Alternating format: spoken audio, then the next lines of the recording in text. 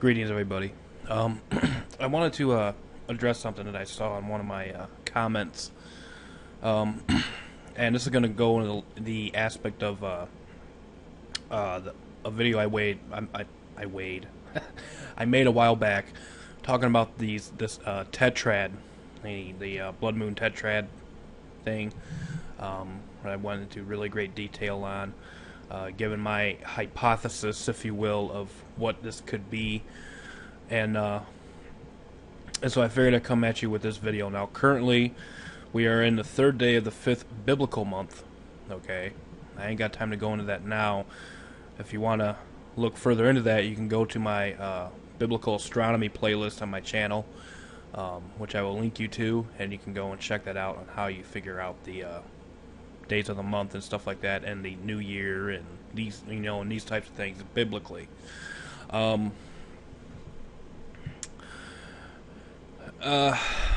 Now, the comment that was addressed.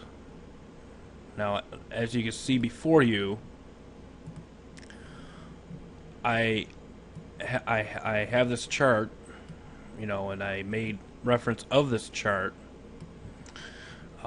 That the next tetrad is on October 8th, which is at sundown, which would be October 9th, would be Sukkot, or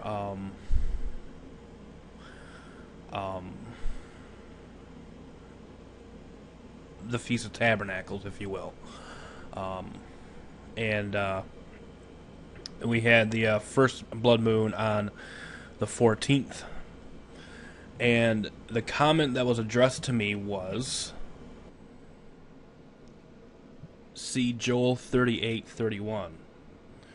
Google Mazzaroth, find a date calculator that adds a number of days to a date. The first tetrad was April 15th, 2014. History. Then add 1,260 days to this date. If you include the end date, you should get 9/25/2017. Actually, I got 9/26. Use this date with stellarium and center on Virgo, the Virgin, and you will see Revelation 12. Now, I'm going to go into this kind of in depth. I'm not going to try and take too much time on this, but I do want to point out that when you're looking at the Mazzaroth, or the in our English term, the zodiac, if you will, the word Mazzaroth is found in the scripture, and it's in Job 38:31 and 32. I misspelled that, but the Mazzaroth is the 12 signs, the 12 constellations of the zodiac.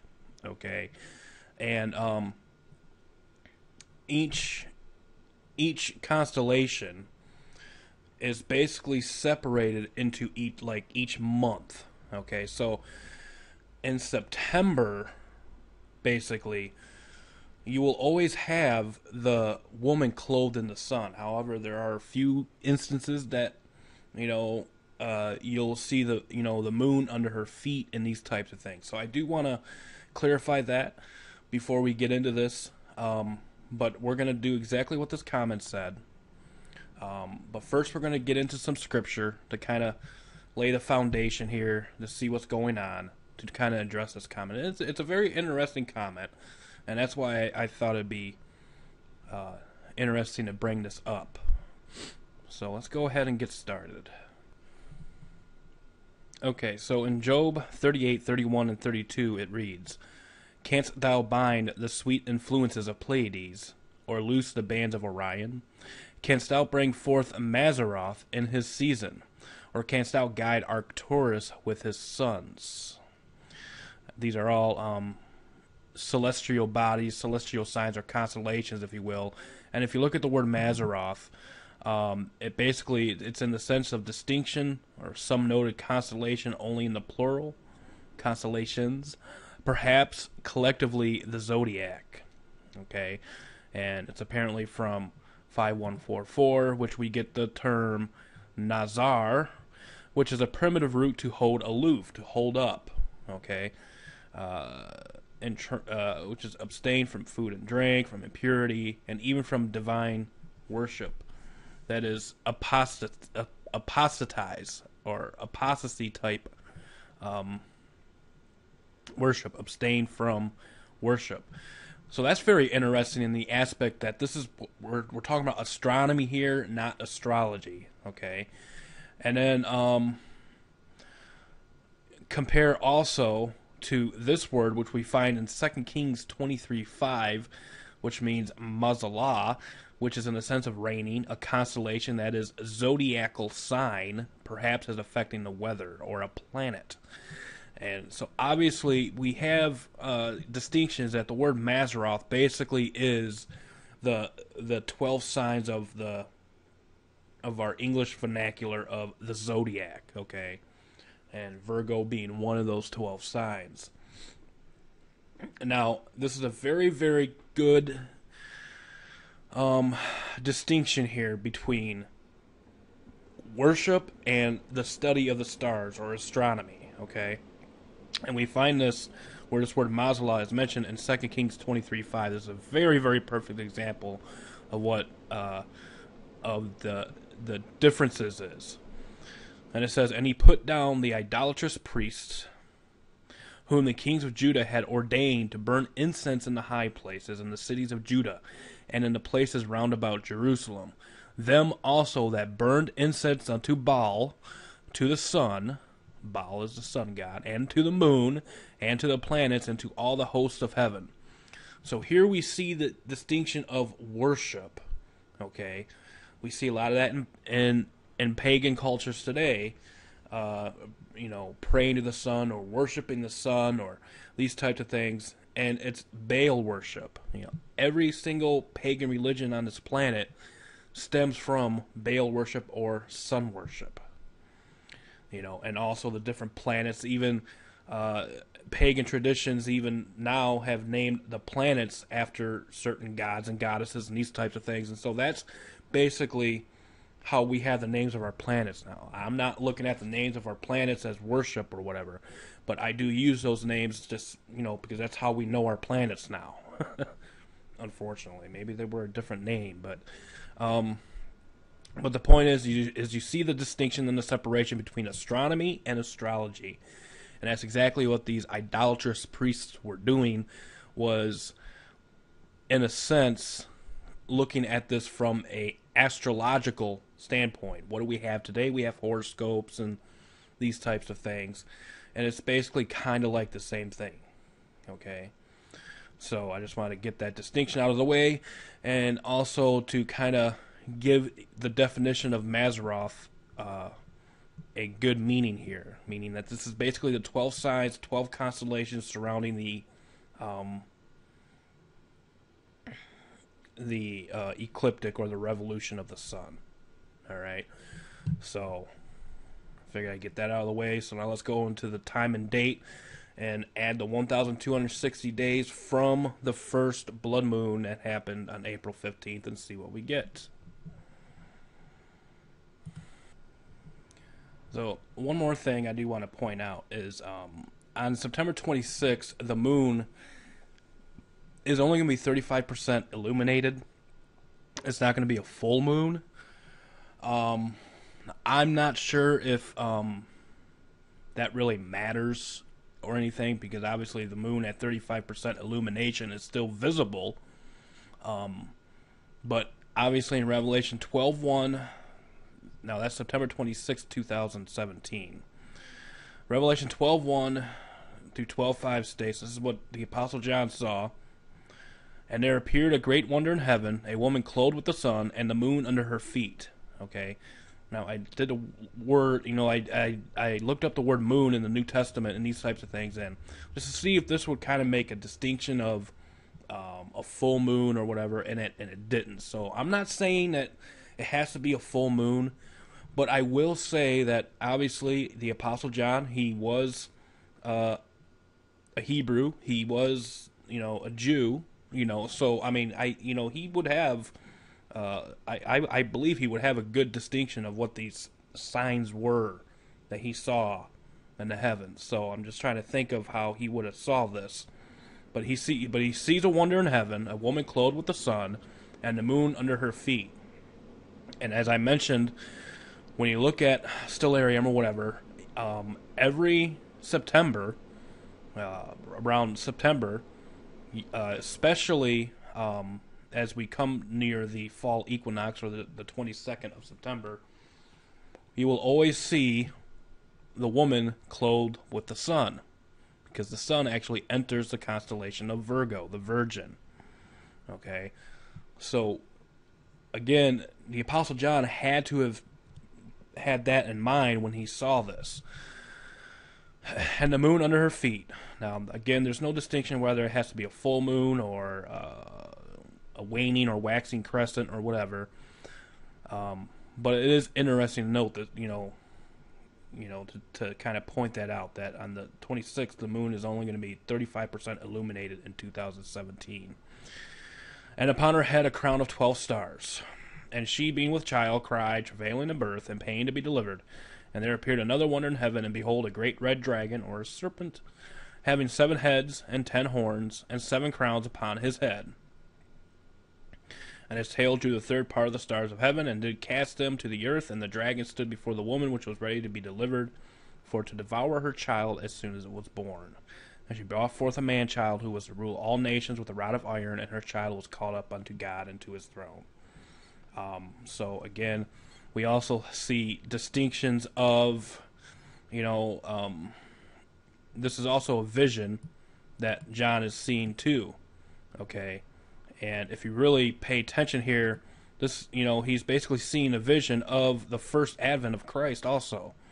And these types of things. She brought forth a man-child who was to rule all nations with a rod of iron, and her child was caught up, ascended unto God and to his throne.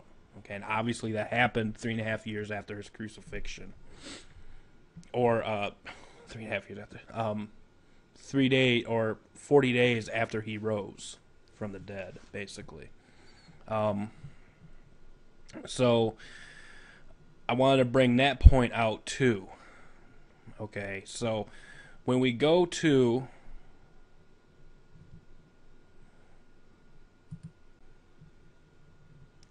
this simple calculation here, this is timeanddate.com date calculator, and you add, you put the date April 15th of 2014, okay, and you put in 1,260 days. And when that's added, you come up to Tuesday, September 26th, 2017. So that's basically 1,260 days after April 15th of 2014.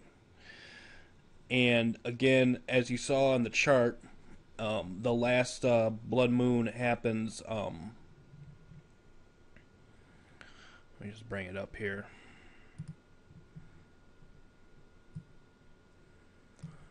Happens on the September 28th, 2015. So, and the first one was obviously on the 15th of April, and the next one is just a few short months away, actually, a couple months. So, I'm not going to say that this is anything significant, but it is interesting to look at, and this is why I'm doing this video, to kind of see what happens in the heavens 1,260 days later. Okay? Because, I mean, when it comes to the 1,260 days, there's a lot of different versions of this. You have 42 months, 3.5 years, 1,260 days. You have some aspects of 1,260 days added into 1,260 years and these types of things. So it's really kind of hard to say for sure that this is going to be the end of the 1,260 days. But I think what the guy that was commenting was saying that it's, 1,260 days from April 15th. Hopefully he's not saying that this is the return of Christ or anything like that. Is simply you have this vision of the woman clothed in the sun. Okay, and we're gonna kind of go into that right now.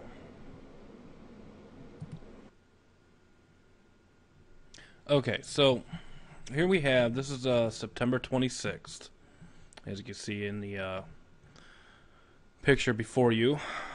This is the constellation Virgo, and here you can see the sun, and this right here, excuse me, this right here is the equator, and this is the ecliptic. Now, obviously, when the sun and the ecliptic meet, and when they cross, that is when the fall equinox is, or the first day of autumn, which is the anywhere between the 21st and the 22nd of September. And so this is the 26th of this year, 2014, and here you see the sun. The woman is clothed with the sun. Here you have the crown of 12 stars around her head. And there's the moon. Now, obviously, the moon is not beneath her feet. And there's Saturn. So, this is September 26th. On September 28th, 2 days later, we see something very interesting. Now, this is this year, okay? Again, we have the woman clothed with the sun, the crown of 12 stars. That hasn't changed. That will always remain so. And we have the moon right here underneath or beneath the woman's feet, right there. And then you have Saturn, which Saturn worshippers like to basically, it's Saturn is representative of Saturnalia, or in other words, Satan. So here we have 2014 now, and this is just prior to the next blood moon, which occurs on the 8th of October. On the 28th, we have this sign in the heavens: the woman clothed with the sun, the moon at her feet, crown of 12 stars, and these types of things. So that could be an interesting date. See if anything specific happens on that time. But this is the year 2014. So let's go ahead and jump to 2015 and see what we see on September 26, 2015. Okay, now this really gets interesting here, especially for 2015. Okay. Now we haven't reached the full 1,260 days, but I'm just going year by year to see if I can pick up any other interesting points that could be of importance, or at least something to look out for. Here we see on September 26th, 2015, 2 years from the end date of 2017 of the 1,260 days, according to the comment given to me. Again, we have the woman clothed with the sun, but here we don't see the moon anywhere underneath her feet. Okay. However, I'm going to get this picture out of the way. I'm going to bring up this one right here. This is September 28th, 2015. Now, what's interesting is, and I zoomed this out far enough to show you that, obviously we know the Earth is a sphere, and we know that eventually the moon will rotate to the point where the moon will be over the Virgin's head. But at September 28, 2015, we see something very interesting, okay, which is the last blood moon, and the moon is at 99.5% illumination, so it's full, okay. But what's interesting here is you see the spring equinox and you see the fall equinox, okay. Obviously, the fall happens on the 22nd of September in 2015, and the spring equinox is anywhere between the 20th and 21st, right here. Again, the blue line is the equator, the red line is the ecliptic. When these two lines meet, and they meet twice a year. That's the spring equinox and the fall equinox. Okay.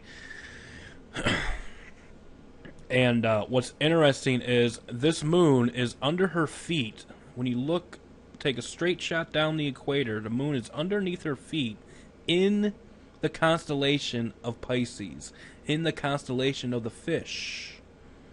Okay? And the spring equinox still falls within the constellation of the fish. And we have been in that age, since the spring equinox is the beginning of the year, we have been in that age since the time of Christ. And it's interesting that we do have a full lunar eclipse on the 28th, on the Feast of Tabernacles, the first day of the Feast of Tabernacles. And the woman is clothed with the sun.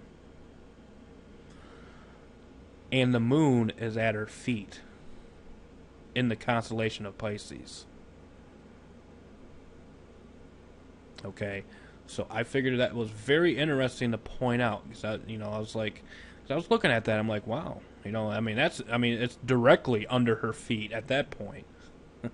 Okay, and that's interesting that is also the last lunar eclipse of this 4 lunar eclipse tetrad, or this 4 blood moon tetrad, or whatever you want to call it.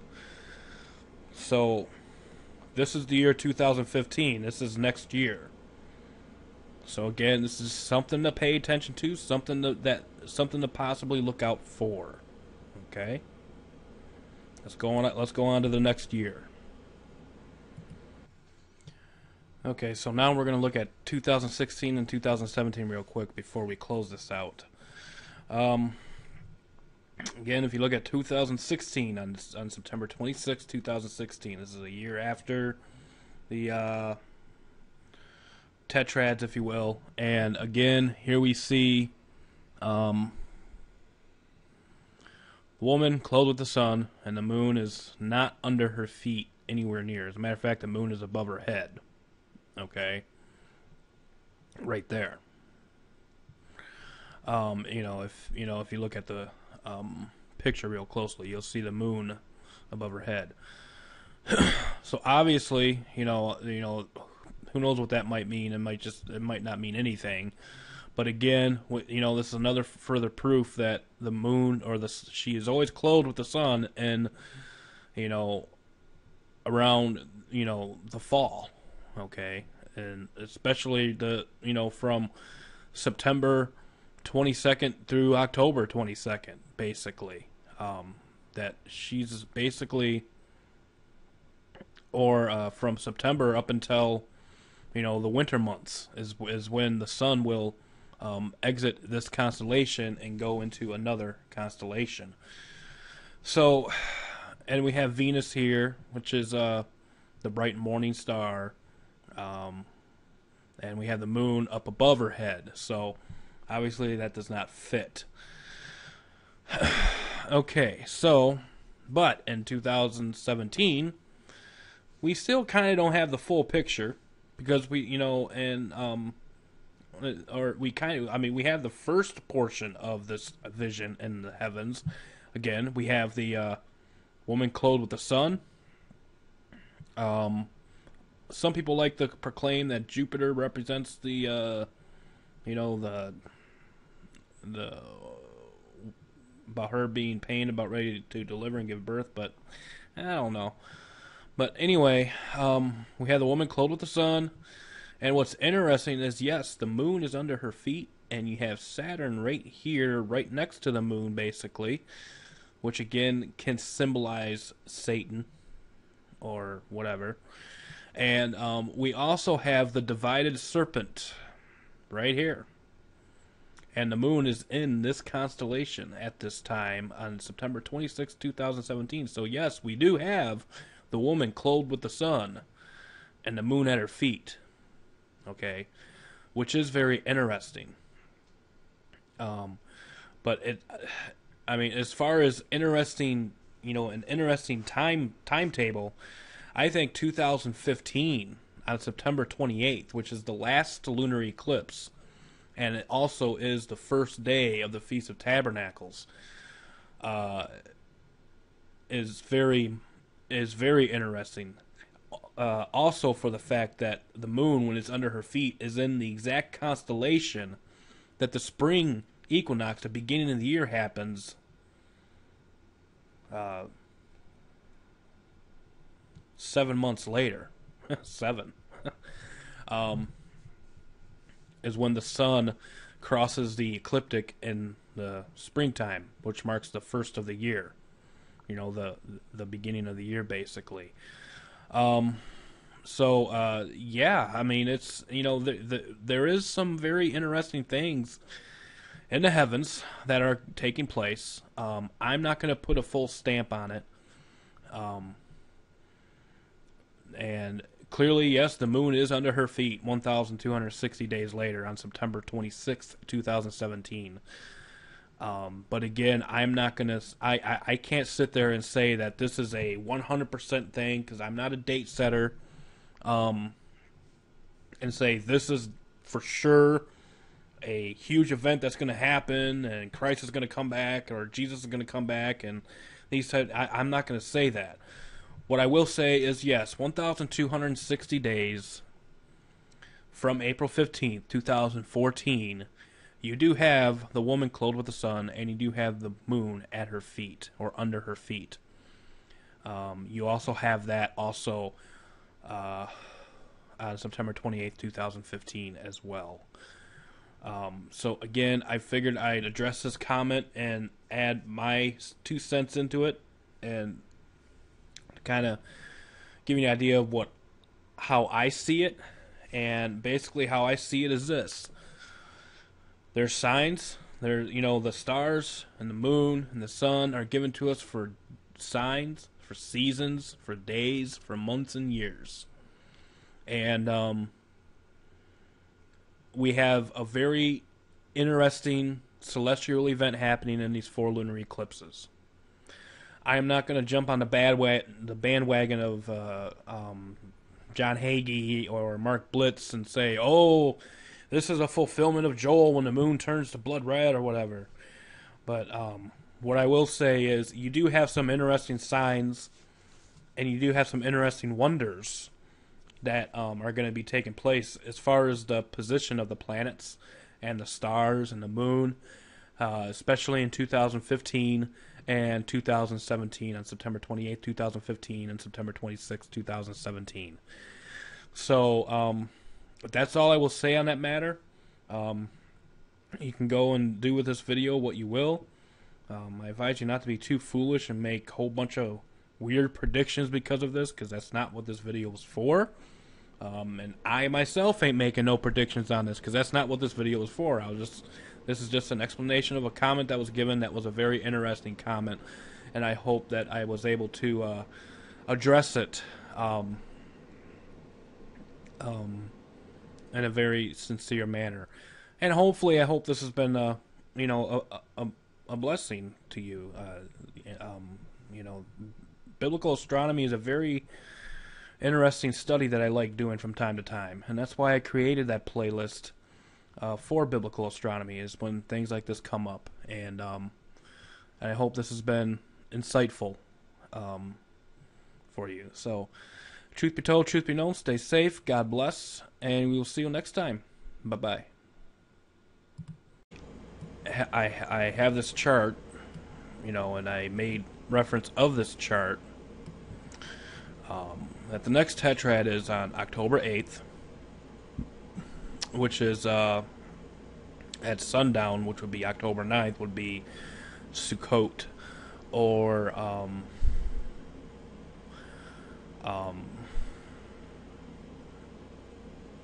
the Feast of Tabernacles, if you will.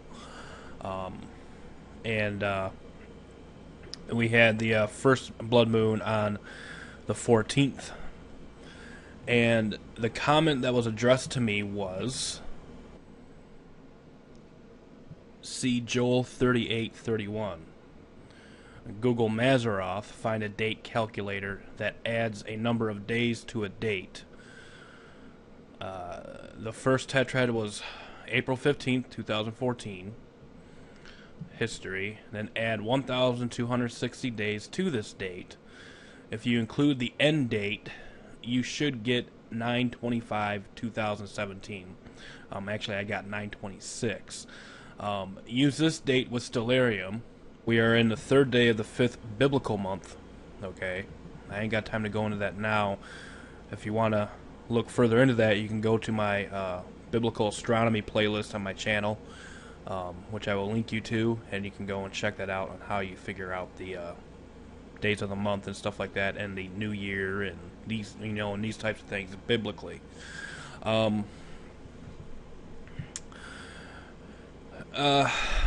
Now, the comment that was addressed, now, as you can see before you,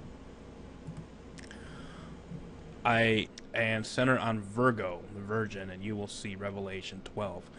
Now, I'm going to go into this kind of in depth. I'm not going to try and take too much time on this, but I do want to point out that when you're looking at the Mazzaroth, or in our English term, the zodiac, if you will, the word Mazzaroth is found in the scripture, and it's in Job 38, 31, and 32. I misspelled that, but the Mazzaroth is the 12 signs, the 12 constellations of the zodiac. Okay.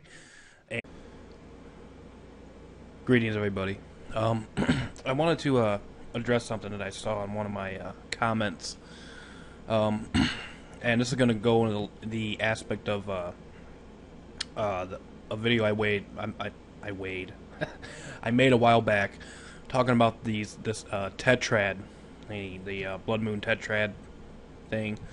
I went into really great detail on, given my hypothesis, if you will, of what this could be, and so I figured I'd come at you with this video. Now, currently,